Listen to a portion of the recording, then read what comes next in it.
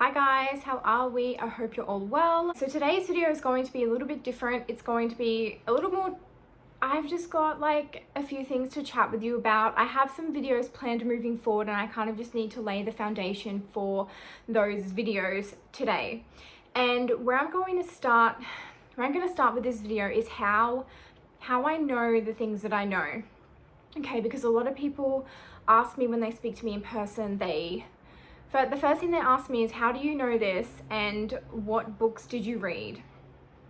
And like, I didn't read any books is usually my answer for them. And then they look at me and they're like, I don't understand. How do you know this if you've never read any books? Or if you've never got this from anywhere else, how do you know this? So the only book I've ever read in relation to like the esoteric stuff up until like last week, really recently, was The Law of One. I've listened to on YouTube the first book of The Law of One and maybe half of the second book. That's pretty much it. Okay, so the rest of the stuff, I know. This is going to sound weird, and if you're not open-minded and you're not into esoteric things, then this is just not the video for you, and feel free to click off, because you kind of need to be open-minded for this video, because I'm going to be talking about things that I can't really explain and that aren't really completely logical. So I know the things that I know because I remembered them, which sounds crazy. How can you remember something if you've never learnt about it? But that's the truth. I remembered everything. When I speak to you about like projection and how the external mirrors the internal and how you interact and trigger people and your shadow and light and cause and effect and all of these things, like I just remembered them. And particularly about with like projection and our interactions with people and how they are you and you are them, and you just learning through a mirror basically. The way that I remember, this is the best way that I can explain it, is when you walk into a room, you know, I'm sure we've all done this, when we walked into a room and then we get there and like, we're like, well, why did I come in here? I can't remember why I came in here. I came in here to do something, and then it's just gone from your mind and you can't remember. So then you're like, well, you just go back out of the room and start continuing on with your day, and then later on it just hits you and you're like, oh, that's why I went into that room. That is what it was like for me. So seriously, this sounds crazy, man, but when I remembered about projection and all of that kind of stuff, it was one morning and I was listening to a tarot reading online about, who was it? It was San Tarot. If you've ever watched her, you probably never watched her videos, but I really like listening to the way that she reads, because she's very like creative and etheric in how she explains or does her readings, and I really enjoy listening to them. Anyway, so I was kind of guided to listen to her readings because she had a break. She hadn't filmed or uploaded a video in about a month or so. And I was waiting for her to come up with her next videos because I like listening to them so much. And I kept seeing her name everywhere.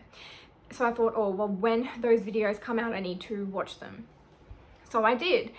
When she started posting again, I started watching all of her videos. And there was one of them that I was watching, and I can't even remember what it was about now, because this is probably maybe, I can't remember if it was even the end of last year. Anyway, that's not important. But yeah, I was listening to her video, and then all of a sudden I just remembered, and it sounds ridiculous, but it's like that thing, like all of a sudden all of this information just hit me, and I was thinking about it, and I was like, oh my god, yes, I remember this. And it wasn't really even anything to do with what she was saying, just something that she said triggered the memory. And it was like, 1 minute I knew none of this, and the next minute I remembered all of it and I understood all of it from every angle, which is so weird, right? And then I sort of like then I went into a process of going through and trying to break down and understand or trying to implement everything that I now understood. And so that was like there was like one big hit or memory where I remembered a lot of information, and then other bits come to me in small bits and pieces, and I just sort of, as I think I remember, which sounds, I don't know, that's the best way that I can explain this to you, because I don't even completely understand it myself. It just comes naturally to me to remember. And I started implementing all of these things and found that they worked, and you know, I've changed so much and I've done so much healing, and that sort of process threw me into my dark night of the soul, where everything from my past that I still had attachment to, that I hadn't healed, would come up to the surface, and I would relive it in order to release it and let it go. So I've been going through that process for probably the last year, and until I'm like at this point where I am now, where I feel like a totally different person, because I've done all that healing, and everything that I was attached to, I've released attachment to a lot of things. Yeah, and then I started implementing all this stuff and found that it worked, and I just remember things occasionally, and it still happens to me now. This is what I like about spirituality, because spirituality, it comes from the soul. It comes from remembering, it comes from within. And so you can see a lot of different, because I'm going to be talking about some ancient texts in today's video as well. But a lot of spiritual teachers, this is why they all talk about similar things, and they say things in different ways. And it's not because we've taken information from each other and changed it and saying it our own way to make it seem like it comes from us. It actually does come from us. It comes from within. It's a remembrance, and that's what an awakening is. An awakening is a remembering. It's remembering who you are. It's remembering your soul. It's remembering why you came here. It's because when you incarnate on earth, you go through like a veil of amnesia. So you forget all of your past lives, you forget all of your past experiences.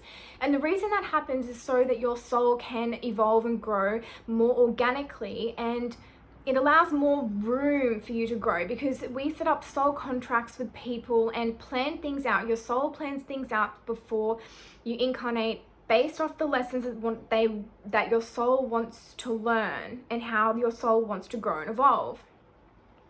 And you think about it, if you incarnated and you knew you had soul contracts set up with all these different people, like your knowing would sort of block your ability to learn in its fullest capacity.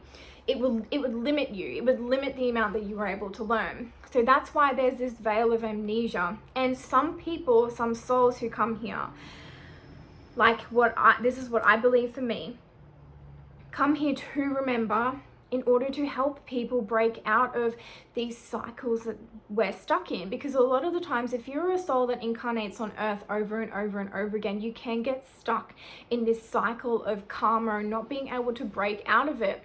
Because when you go through the veil of amnesia so much, it becomes harder and harder to remember. Yes, some souls come here with the purpose of remembering, so that then they can help other people. And that's what's happened for me, because it makes no other logical sense that it just doesn't make any sense to me. Like, how do I know this when I've never read it? How do I know this when I've never listened to it? How do I know this? Like, how do I just, and it's like it's like a memory. I remembered a memory. It's not like something when it came into my mind, it's not like new information, like when you channel. So when you channel from something external of you, it's typically new information, things that you don't know or haven't heard of before. Whereas this was, I remember this. The only thing for me where this would make sense is that I learned all of this, and I knew all of this, and I lived all of this, and I've experienced it many, many times in past lives. And if you don't believe in reincarnation, that's fine. This is probably just not the video for you, but that's the only way that I can sort of make it make sense to me, is that I knew this already. Because your past lives and your past life memories and past life patterns and karma and all of that, that is very deep in your subconscious. It is still a part of you. And as you connect further back to self, it makes it easier for you to access that deep subconscious and those past lives and those past memories. So that's what I believe has happened to me, because that's the only way that I can explain it. How can you, it doesn't make any logical sense. This is what I mean. So how can I go from not knowing anything to knowing and understanding everything within the space of a couple of minutes? Like, I had read 5 to 10 books on this one topic. It just doesn't seem possible, but that's what happened, and that's the truth. So do with that what you may. I'm still trying to work it out.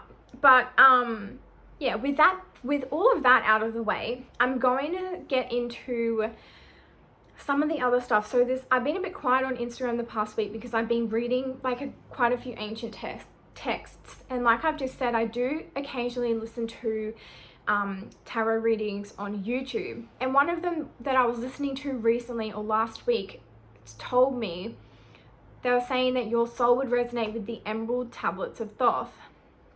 And you most likely were incarnated on Earth in the time of Chem and Atlantis, and you would understand all of the information, or you have a connection to the emerald tablets and the knowledge that's in there. And holy moly, when I've read it, and this is a text that you need to read many times, and you need to read it out loud to yourself in order to understand it. And I'm going to read a couple of snippets to you today, but it just blows my mind because I've listened to the emerald tablet, and then I've stumbled upon yesterday the Kybalion. I think that's how you say it. The Kybalion? I think so. Which has the seven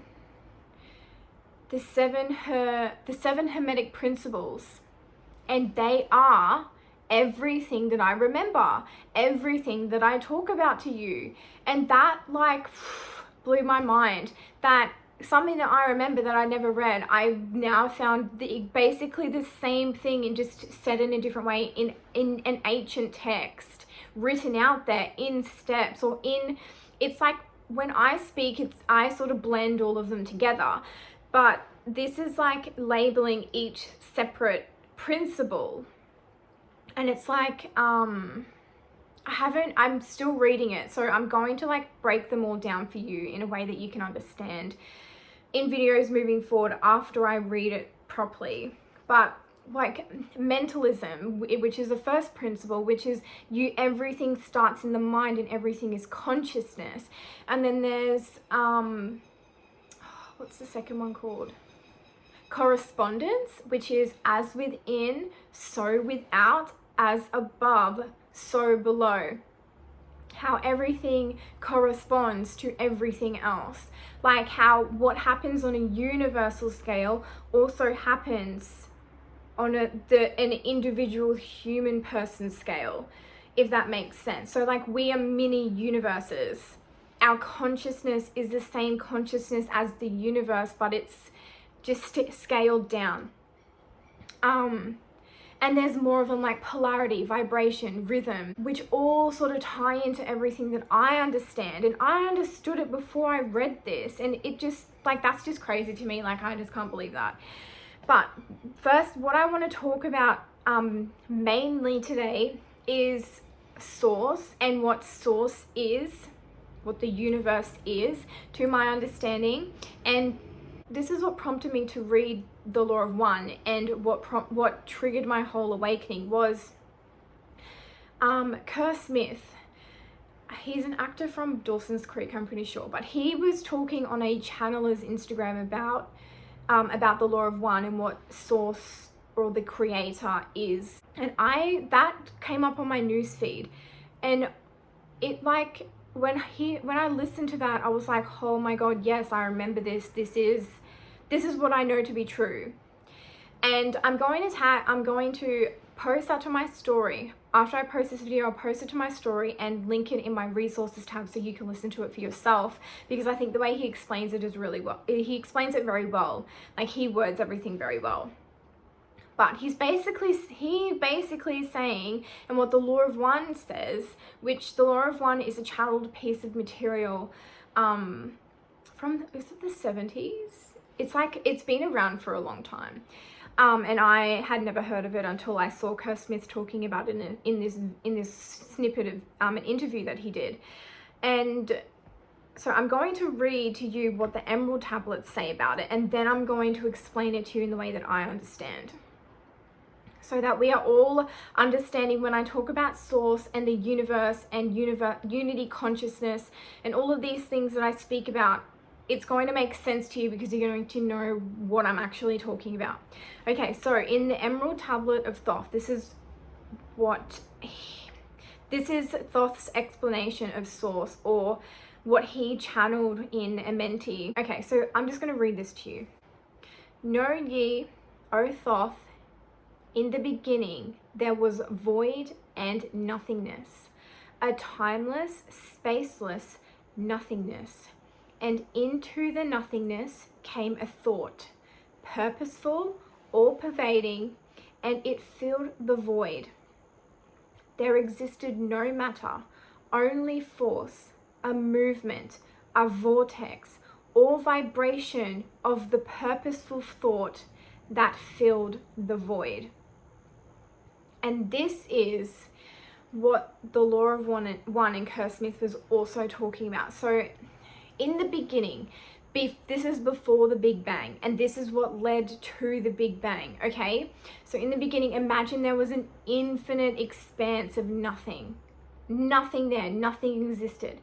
And at some point, that infinite expanse of nothing became aware of self, or conscious, because like I say, your level of consciousness and self-awareness correlate to each other. And when this consciousness, this infinite expand of now consciousness it first said I am, and then asked, but what could I be? And in asking, I'm getting shivers when I'm saying this to you. And when the intelligent infinity, or the creator, or source, the consciousness, asked, what could I be? That is what triggered the vibrations and everything that led up to the Big Bang. And when the Big Bang happened, that was when matter was created, and everything was created from that point. So what this essentially means is that, how do I explain this? So we are all part of that nothingness, that infinite expanse of consciousness, that intelligent infinity, the creator. We are that. We are just that in different forms, because source split itself off into all of these different things and created all of these different forms in order to learn about self. What am I? Who am I? What can I be? And when I talk about us being a mini universe and source being the whole universe, and correspondence, and how everything is just on a different scale, like that is what we're doing when we incarnate here. We incarnate to learn about self, to expand our consciousness, and to learn on an individual level. And everything that we learn, source learns through us, because we are source. We are God.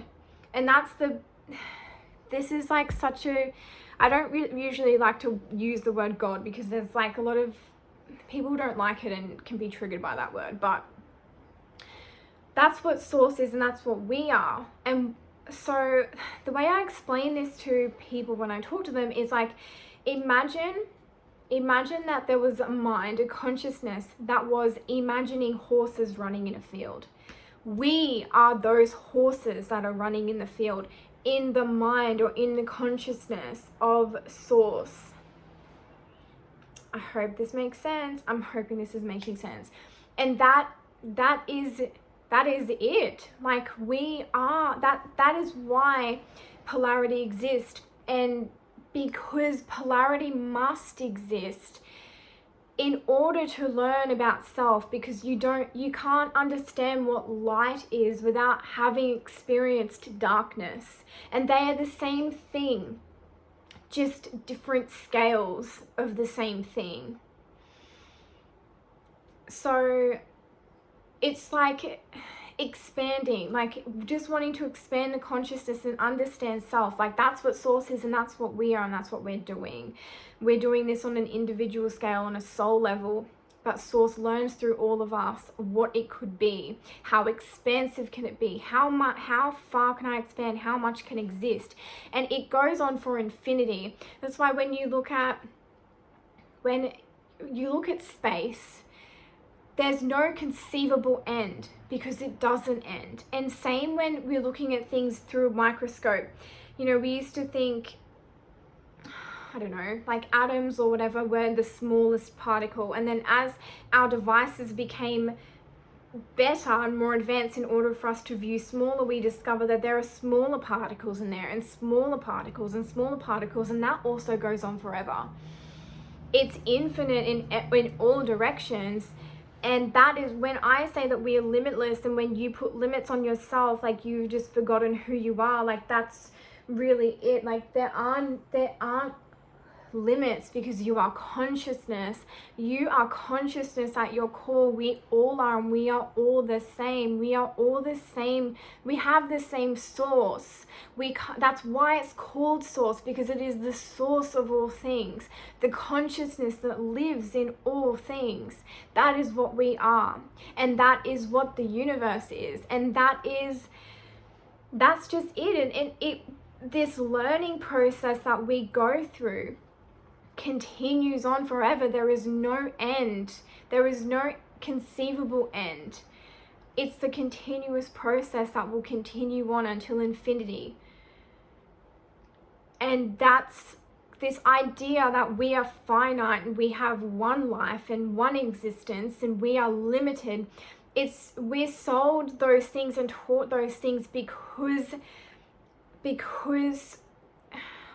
there are people who benefit from us not knowing our power, and not remembering this, and not understanding this. And it makes you easier to control. Like, when you believe like this is finite and there is a separate being to you that is all powerful, that can send you to hell, you are easier to control. But when you realize there is none of that, because you are that. Like, God does not live, is not some being in the sky that is almighty and can smite you. You are that being. You are that being learning about self. With that being said, I hope this was helpful for you. I hope you enjoyed this video. I hope it wasn't too out there and crazy for you, but you know, this is just how I am at this point in time. This is how it's going to be moving forward. I hope you find this interesting. I hope it helped. Thank you so much for listening. If you listen to this whole video, it is much longer than all of my previous ones. I'm very grateful for you. I'm very grateful for everyone who likes my posts and follows my content and watches my stories and responds to my stories, and just any bit of engagement that you have with me. I'm so appreciative of it. And yeah, just thank you. And yeah, so until next time, I hope you all stay well, look after yourselves, and yeah, I'll talk to you guys again soon.